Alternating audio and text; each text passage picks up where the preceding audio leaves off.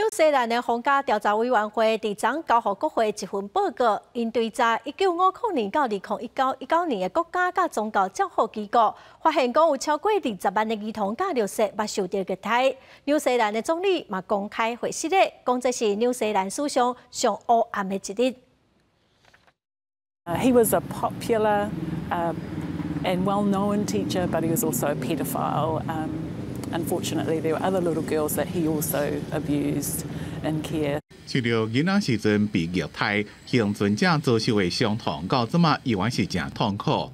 纽西兰皇家调查委员会临时提交一份报告，对查1950年到2019年之间，伫咧政府甲宗教机构生活过65万5000位离校甲弱势成年人内面，差不多20万人不受过虐待。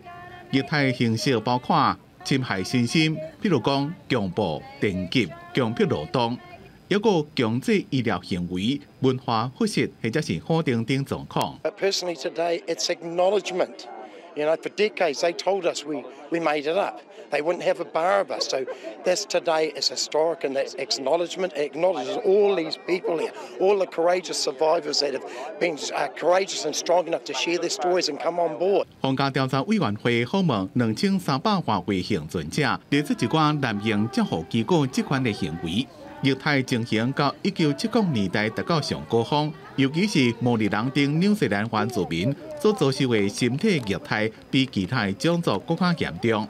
真侪受害者有创伤后压力症候群、焦虑、忧郁、药物食调的，或者是暴力的倾向。其中也有人讲到家己几多遍想要自杀。